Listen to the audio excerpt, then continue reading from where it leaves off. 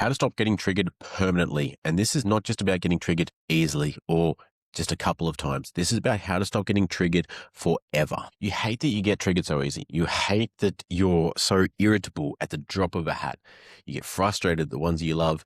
And the worst part, you're probably calm and collected at work and in front of the external world. It's only when you come home and you let your guard down that you get defensive, you get reactive, angry, frustrated, and they cop the brunt, the people that you say you love the most. And that sucks. So I'm going to run you through how to stop getting triggered permanently. Not maybe, not just so easily, just full stop.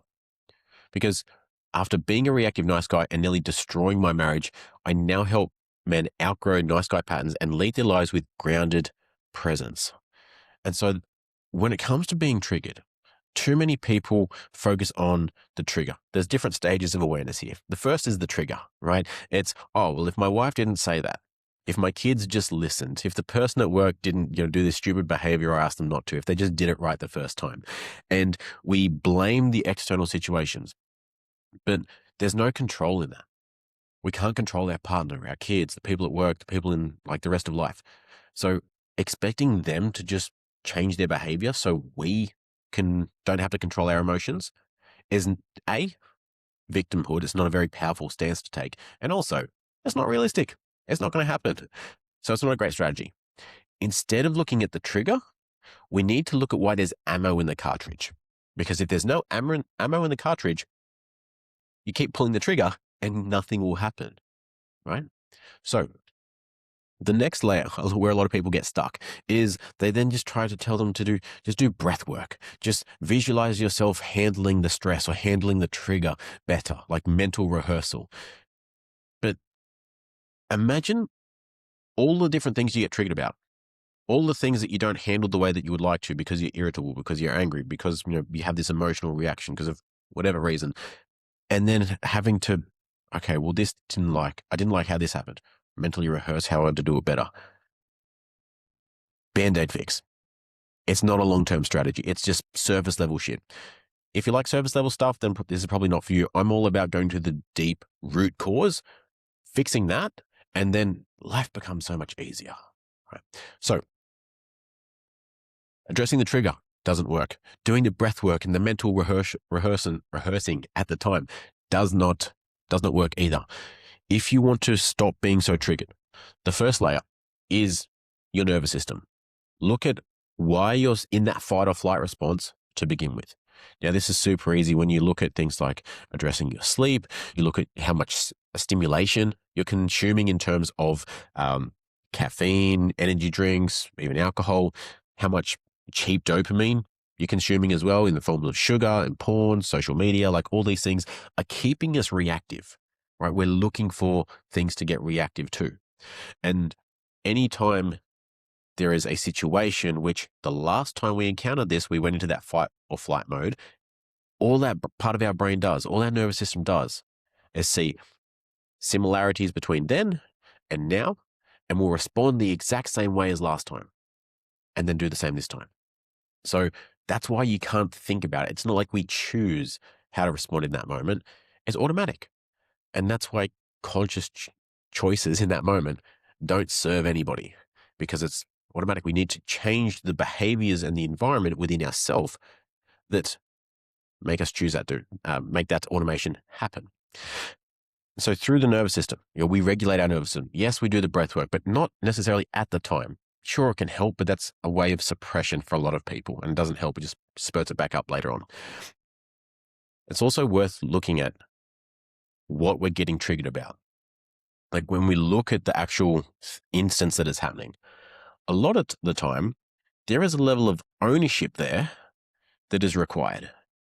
Because if I'm getting defensive, if I am getting upset, if I'm taking it personally, if I'm getting offended or I'm getting reactive about something, there is because of something someone has said to me, maybe accused me of, or questioned or challenged me on, there is a high likelihood that I haven't owned something, that it's an insecurity of mine, that my actions to my words do not line up. I've been incongruent with something.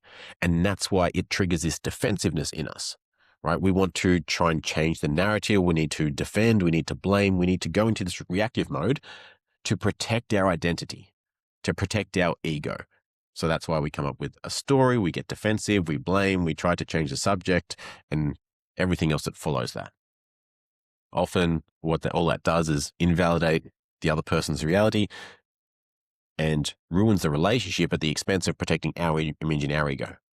Because there's a part of us, the part that's getting defensive in that moment, that is worried about what they will think if they realize that, shit, I didn't do what I said I would. Shit, that is a really an insecurity of mine. And how do you know about that? Or, the vulnerability of being exposed.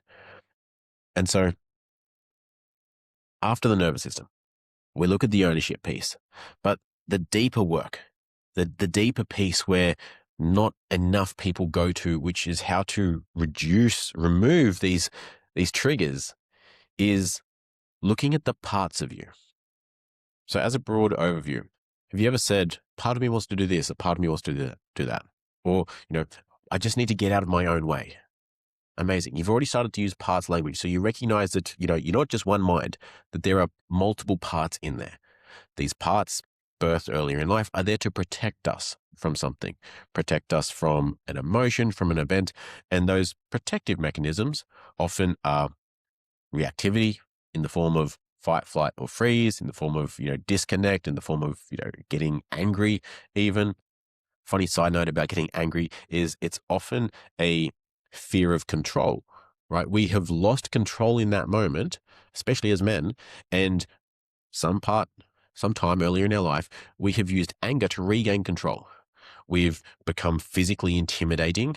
We've raised our voice. We've threatened violence. We've done something through that anger. And then it has brought control, seemingly at least anyway, back to us because the other person has complied. They've become obedient. Things have settled down. We got our way. So that anger is coming from a lack of control because we're afraid of being incompetent. We're afraid of what would happen if we're not in control in this moment of where it could go or what that means about us. So it's not about not being angry. It's not about just calming down. It's deeper than that. But now you know where it comes from. We can do something about it. And so when we know that there's this part of us that reacts this way, that handles these things this way, and we know that that's just a system. It's a system that it learned earlier on in life in how to do this. The thing about these parts is it still believes that we are that age, the age in which it was conceived. Maybe we were 7 years old, maybe we were 10. And so despite having grown up, being married, having kids, having a business, having gone through life's experiences, when we react, we are reacting as though we are that age. And that's why I'm sure you may have had arguments or fights before, and you get to a point like, what are we even arguing about? Or you realize that if I feel like a child right now, like the way that I'm feeling and the way that I'm behaving. Yeah, because that part of you is that age. When we start to work with that part, we update its system, we update its knowledge on like, cool, how old I am. I have all these things. I've done all these things. I'm capable of experiencing uncertainty. I'm capable of navigating a hard conversation.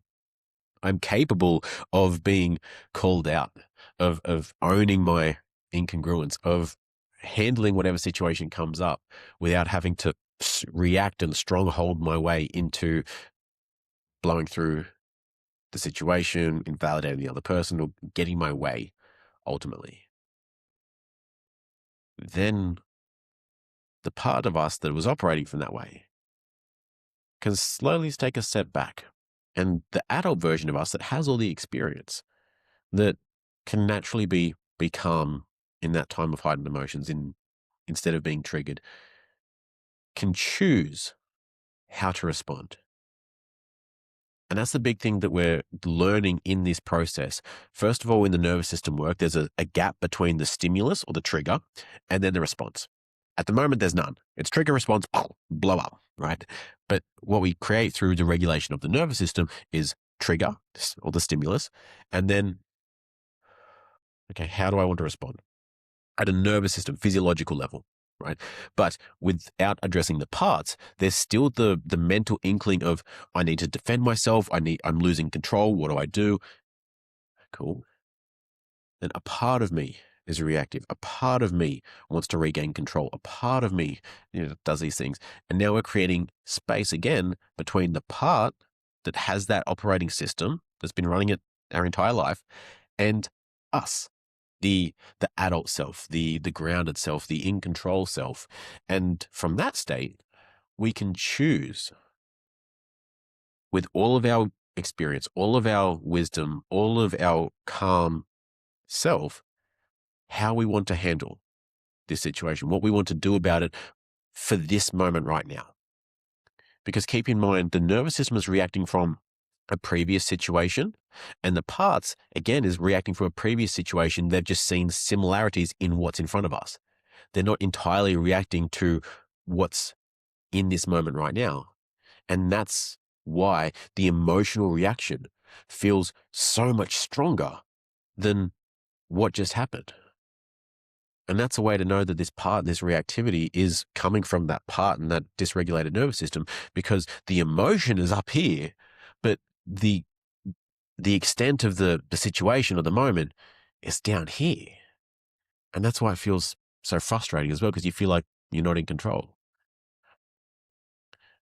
That's how we get rid of being reactive and being triggered permanently. It's not a mask of just breathing. It's not this, okay, I need to suppress this emotion. I need to white knuckle grip this thing back under control and just don't say a word, just see this guy's face about to explode. When you go to this depth of addressing the part of you that has this identity and changing that system, navigating these situations that previously triggered you comes natural. Like, I remember after doing this, so much of this work myself, and sitting in moments where my son was losing his mind. My wife was stressed out about everything else because she hadn't slept well and she had this other stress, and my son is losing his mind. There's all this stimulation, and being able to be the calm energy in the room. Not because I was disconnected, not because I didn't care, not because I was suppressing things and shutting it out, but I was able to stay calm in myself because I wasn't triggered by their emotions, and realize, cool, my son's still learning to regulate his emotions. Let me model that for him.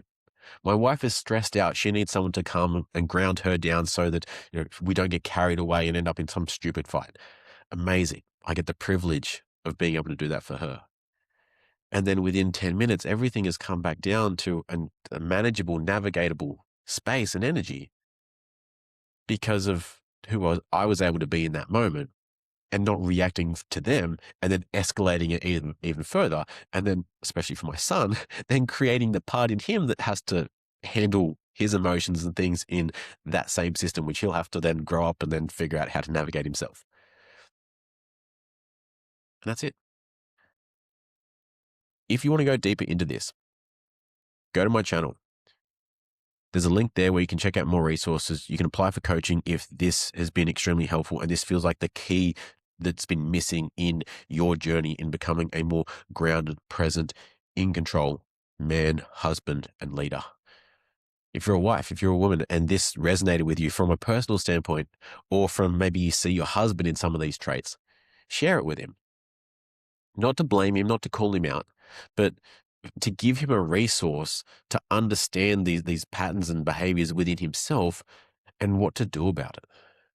But previously, when I was reactive, I was angry. I had my sister, I had my mom, I had all these people say, like, you need anger management. And you look that up and it's just stress techniques. It's like meditate and breathe and maybe take some supplements. And it's very short term. I didn't find it helpful at all. And the amount of men that I've worked with who have felt the same says it's a pretty recurring situation. So share this with him so he can understand that and then be proactive and do something about it so that you can both benefit. So I hope that helps. I'll see you soon.